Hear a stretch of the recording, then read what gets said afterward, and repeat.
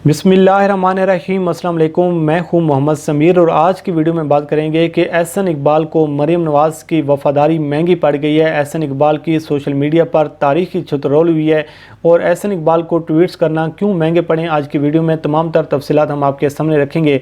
आप अंदाज़ा लगाएं मुस्लिम लीग नून का और मुस्लिम लीग नून के उन वफ़ादारों का जिनके नज़दीक कौमी मफाद से ज़्यादा मरीम नवाज़ का तहफ़्फ़ुज़ करना ज़रूरी है, जिनके नज़दीक कौमी मफाद से ज़्यादा नवाज़ शरीफ का तहफ़्फ़ुज़ करना ज़रूरी है। वो बुग़्ज़ इमरान में इस कदर हवास बख्त हो चुकी हैं, इस कदर अंधेपन का शिकार हो चुकी हैं कि कौमी सलामती के इशूज़ हों या फिर कश्मीर जैसा हिसास इशू हो, उस पर भी सियासत करने से बाज नहीं आते।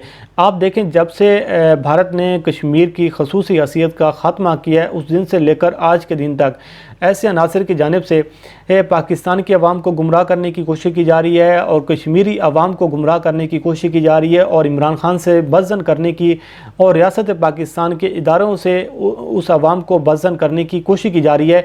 किसी न किसी चक्कर में और किसी न किसी एक ऐसी मुहिम का हिस्सा ये लोग बनते हैं जिसका मकसद भारत को खुश करना होता है, जिसका मकसद भारतीय अवाम को खुश करना होता है। तो ऐसे हवाले से एहसन इकबाल ने सोशल मीडिया पर 2 ट्वीट्स किए जो उनको महंगे पड़ गए और इस हवाले से जो सोशल मीडिया सार्फिन हैं उन्होंने उनकी तारीखी क्लास ली है।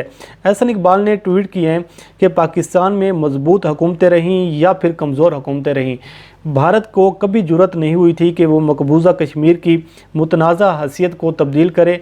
ऐसा क्यों कर इमरान नियाज़ी की हुकूमत में हुआ? क्या भारत ने नया पाकिस्तान को इतना कमज़ोर पाया या फिर हुक्मरानों ने कोई सौदा कर डाला? आपकी इसमें क्या राय है? दूसरा वो ट्वीट करते हैं कि कश्मीर पर मुस्लिम लीग नून की हुकूमत के दौरान मोदी ऐसी जिसारत नहीं कर सका। आंखें खोलो, शख्सी शहर से निकलो, पाकिस्तानी बनकर सोचो, इमरान नियाज़ी किस के एजेंडे पर काम करने की कोशिश कर रहा है। आप अंदाज़ा लगाएं कि किस तरीके से एक प्री प्लान, एक मंसूबे के तहत इमरान खान के ख़िलाफ़ एक मरतबा फिर मुहिम जो है वो लॉन्च करने की कोशिश की जा रही है। कश्मीरी अवाम को बज़न करने की कोशिश की जा रही है, पाकिस्तानी अवाम को वर्गलाने की कोशिश की जा रही है। आप मुस्लिम लीग नून की सियासत का अंदाज़ा लगाएं कि NRO के चक्रों में, डील के चक्रों में और करप्शन के तहफ़्फ़ुज़ करने के लिए अब किस सतह पर पहुँच चुके हैं। एहसन इकबाल को जवाब दिया है और एहसन इकबाल को और मुस्लिम लीग नून को अब यकीनन समझ आ जाएगा कि जो सोशल मीडिया सार्फिन हैं अब वो बालिग हो चुकी हैं, अब वो समझदार हो चुके हैं। उनको पता है कि कौन सी हुकूमत ने अपने दौर इक़्तिदार में किस कदर काम किया, कश्मीर के हवाले से कितना काम किया गया और कौन सी हुकूमत संजीदा है, कौन सी रियासत जो है वो क्या रियासत पाकिस्तान कश्मीर के इशू पर संजीदगी का मुजाहरा कर रही है या नहीं कर रही, किसने सौदा किया है, अब वो सब अच्छे तरीके से जानते हैं। इस हवाले से एक शुएब नामी शख्स हैं जिन्होंने उनको जवाब दिया है कि इमरान खान जैसा मुहिब वतन शायद ही कहीं हो। एहसन इकबाल साहब, आपके नवाज शरीफ साहब किस के एजेंडे पर काम करते रहे वो भी हमें पता है, मुंह ना खुलवाएं, हमारा हमें सब पता है। उसके साथ सैयद अली हुसैन है, उन्होंने ट्वीट किया है कि 1992 में नवाज शरीफ की हुकूमत के दौरान भारत ने बाबरी मस्जिद को शहीद कर दिया था। क्या भारत ने नवाज शरीफ को कमज़ोर पाया या फिर नवाज शरीफ ने बाबरी मस्जिद का सौदा कर दिया था? आपकी इसमें क्या राय है? इसका उन्होंने कोई जवाब नहीं दिया। एहसन इकबाल यहाँ से गायब हो गए। और जो सैयद अली हुसैन ने जो सवाल उठाया ये बिल्कुल एक वैलिड सवाल है कि अगर जब आप बात कर रहे हैं कि कश्मीर के इशू पर इमरान खान ने सौदा किया तो क्या बाबरी मस्जिद का भी नवाज शरीफ ने 1992 में सौदा किया था? और जिस तरीके से इमरान खान ने पिछले 2 सालों में जो कश्मीर का इशू एक आलमी सतह पर उठाया है, जिस तरीके से इस इशू को आलमी इशू बना दिया है, तो क्या नवाज शरीफ ने भी अपने दौर इक़्तिदार में इस हवाले से कोई आवाज़ उठाई थी? लेकिन एहसन इकबाल के पास और मुस्लिम लीग नून के लोगों के पास इसके बारे में कोई जवाब नहीं है। एक मोहम्मद वकास नामी शख्स हैं, वो ये कहते हैं कि तब मोदी को ऐसी जसारत करने की क्या ज़रूरत थी, क्योंकि उसका एजेंडा उस वक्त की हुकूमत पूरा कर रही थी। कभी जंदाल आ रहा था, कभी मोदी बगैर वीज़े के सीधा रेवेंट। क्या तुम लोग अपनी हुकूमत के दौरान इंडियन फ़ौज के जुल्म बंद करवा पाए? सियासत ही करते आ रहे हैं, कश्मीर का इशू हो या कोई और इशू। वो कहते हैं कि कारगिल की जंग में नवाज शरीफ करदोगलो बने। लेकिन आप इस हवाले से क्या कहते हैं? तो एहसन इकबाल ने इस पर कोई जवाब नहीं दिया। एक महरान खान है, उन्होंने कहा है कि पंजाबी में एक ट्वीट किया है कि बिज़नेस जो हैं वो आपके इंडिया में है, बग़ैर वीज़े के सिक्योरिटी एडवाइज़र नथिया गली जाती हैं, मोदी बग़ैर वीज़े के जनाब की शादियों में आती हैं और सौदा इमरान खान ने कर दिया। ये कैसा अजीब सा मजाक है। साथ ही एक और अकाउंट है जेरी के नाम से, वो कहते हैं देखे देखो ये बात कौन कह रहा है? वो शख्स जिसका लीडर मोदी की मां को साड़ियाँ बजवाता रहा, उसकी हलफ बर्दारी की तकरीब में शिरकत की, वो शख्स जिसने कश्मीरी हुर्रियत रहनुमाओं से मिलने तक गवारा नहीं किया, شرم مگر تم کو نہیں آتی۔ آگے انہوں نے ایک لفظ کیا ہے، بڑا ایک پارلیمانی غیر مناسب سا لفظ استعمال کیا ہے جو کہ میں یہاں پر استعمال نہیں کرنا چاہتا۔ ایک آسمہ جاوید ہیں، انہوں نے کہا ہے کہ چاچا جی وہ مسئلہ یہ ہوا کہ جو ہمارا وزیر اعظم ہے وہ کسی کو ویزے کے بغیر گھسنے نہیں دیتا ملک میں، اور نہ وہ ملک کے خلاف کوئی بیان دیتا ہے۔ مجھے یاد پڑتا ہے اور آپ کو بھی یاد ہوگا کہ اجمل قصاب کا تو وہ دہشت گردی آپ کے گریٹ قائد نے اس ملک میں یعنی پاکستان پر ڈال دی تھی، اور اس پرچی باز کو یہ نہیں پتہ تھا کہ ہم اس میں بدنام ہوں گے اور ہم اس میں ہمارا اس پہ الزام آئے گا۔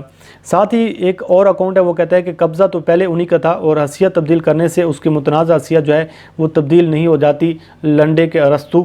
اور ایک اور اکاؤنٹ ہے، وہ کہتا ہے کہ بے شرمی کی انتہا دیکھیں، جس نے انڈین کو بغیر ویزے جاری کیے جاتی عمرہ لے کر آئے، قانون کو توڑا، وہ آج کس منہ سے کشمیر کی بات کرتے ہیں؟ کوئی شرم ہوتی ہے، کوئی حیا ہوتی ہے؟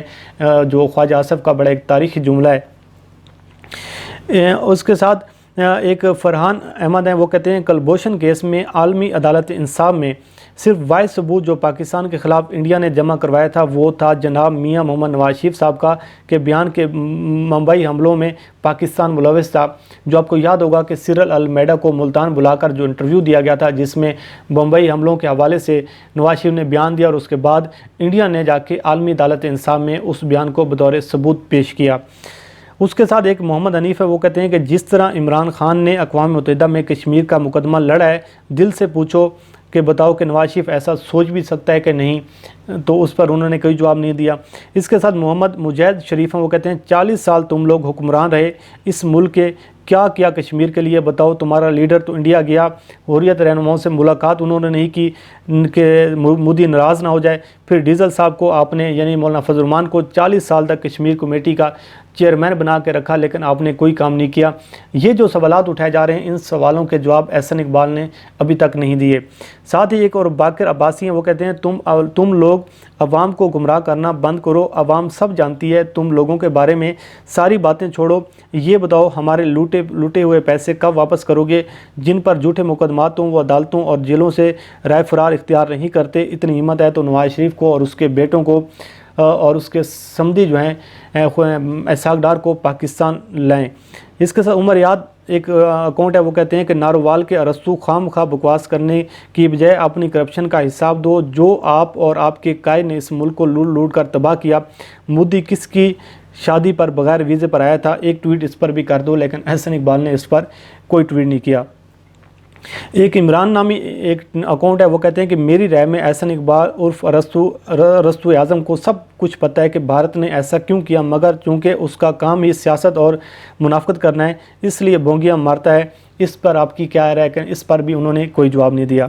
تبسم چوہان ہے، وہ کہتے ہیں کہ جناب قوم کو گمراہ نہ کریں، داخلی سطح پر حکومت کی کمزوریاں ضرور ہو سکتی ہیں، حکومت ناکام ضرور ہو سکتی ہے، لیکن عالمی سطح پر اور خارجی محاذ پر جو عزت عمران خان صاحب نے پاکستان کو دلوائی ہے، جو پاکستان کی آج عزت ہے، وہ آج سے پہلے کبھی نہ تھی۔ اس کے بعد ایک اور اکاؤنٹ ہے، وہ کہتے ہیں کہ آپ کے جو لیڈر ہیں انہوں نے تو کبھی کشمیری حریت رہنماؤں سے بات کرنا مناسب نہ سمجھی، کشمیر کمیٹی کا چیئرمین فضل الرحمان کو لگا دیا، کبھی دنیا کو کشمیر کے بارے میں بریفنگ تک نہ دی، اور کبھی کلبھوشن کے بارے میں دنیا کو نہ بتایا، اور بغیر ویزے کے دشمنوں کو اپنے ملک میں بلاتے رہے۔ تو آپ بتائیں آپ کس کے ایجنڈے پر کام کر رہے تھے؟ لیکن احسن اقبال پھر غائب ہو گئے۔ باقر عباسی ایک اور ٹویٹ کرتے ہیں، وہ کہتے ہیں سیاچین سے کس کے حکم پر اپنی فوجوں کو واپس بلایا گیا؟ جب انڈین 6 لاکھ فوج کو اپنی حراست میں لے چکے تھے تو چاہتے تو سری نگر پر بھی پاکستان کا جھنڈا لہرایا جا سکتا تھا، لیکن نواز شریف کو یہ قابل قبول نہیں تھا۔ تو یہ آپ کس کے ایجنڈے پر کام کر رہے تھے؟ تو یہ کچھ چیزیں تھیں جو ہم نے آپ کے سامنے رکھیں، اور کچھ ٹویٹس ایسے تھے جو یہاں پر بیان کرنا ایک اخلاقیات سے بھی گری ہوئی کچھ ٹویٹس ہیں، جس کے حوالے سے لوگوں نے احسن اقبال کی کلاس لگائی ہوئی تھی اور احسن اقبال کی تاریخی چترول کی ہوئی تھی، اور اس حوالے سے احسن اقبال کو انہوں نے سبق سکھایا کہ آئندہ وہ سوچ سمجھ کر ٹویٹ کیا کریں، اور کشمیر جیسا جو ایک سینسٹیو ایشو ہے اس پر عوام کو ورگلانے کے لیے اور عوام کو گمراہ کرنے کی کوشش نہ کریں، کیونکہ جو آپ کا ماضی ہے وہ بھی سب کے سامنے ہے کہ آپ نے کلبھوشن کے حوالے سے وزارت وزارت خارجہ پر یہ پابندی لگا رکھی تھی کہ آپ نے اس کے حوالے سے کوئی بیان نہیں دینا. اس سے بڑھ کر شرمندگی کا عالم کیا ہوگا اور اس سے بڑھ کر ایک پاکستان سے غداری کیا ہو سکتی ہے. لیکن صورتحال یہ ہے کہ احسن اقبال کو چاہیے کہ ان کی جو ڈیوٹی ہے وہ بڑی اب سخت سے سخت ہوتی جا رہی ہے. اس کی وجہ یہ ہے کہ ایک تو انہوں نے اپنی کرپشن کا تحفظ کرنا ہے, اپنی لوٹی ہوئی دولت کا تحفظ کرنا ہے, تو دوسری جانب مریم نواز اور نواز شریف گروپ اور جو فیملی ہے ان کی جو لوٹی ہوئی دولت ہے, اس کا جو کرپشن, ان کی جو کرپشن ہے اس کا دفاع کرنا ہے, اس کی حفاظت کرنا ہے. لیکن بہرحال یہ مشکل جاب تو ضرور ہے, لیکن مریم نواز کی محبت میں اور مریم نواز کی وفاداری میں یہ احسن اقبال جیسے لوگ سب کچھ کر سکتے ہیں. اور یہ تھی کچھ تفصیلات کہ احسن اقبال نے سوشل میڈیا پر 2 ٹویٹس کیا تو کس طریقے سے عوام نے ان کی تاریخی چھترول کی ہے. اللہ کریم آپ کا حامی ناصر ہو. مجھے دیجیے اجازت. خدا حافظ.